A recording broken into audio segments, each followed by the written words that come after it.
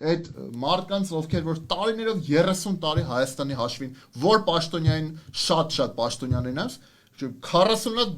մենակ գույք ուզում են ասենք սրանից բռնագանձեն, նրանից բռնագանձեն, այդքան է թելը գույք Աստված գիտի ունեն, որ չել երևում, հա, այսպես ասենք։ Այդ ինչ եղավ այդ սաղ փողերը։ Այտենց ես ասում եմ, ես իմ որպես քաղաքացի եմ ասում, ու շատ մարդիկ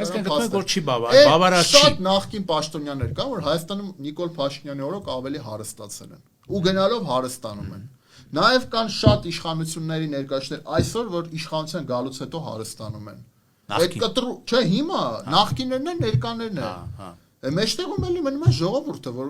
ինչ ասենք գոյատևում է։ Այս ժողովրդինի վերջո լավ 30 տարի է կլի անընդհատ խաբել, անընդհատ խոստումներ տալ չկատարել։ Եկեք գլոբալ մի հատ նայենք։ Այս իշխանությունը գալիս էր, որ արդարությունը վերականգներ։ Վերականգնվել է Հայաստանում արդարությունը, չէ։ Տնտեսական մոդելը փոխվել է,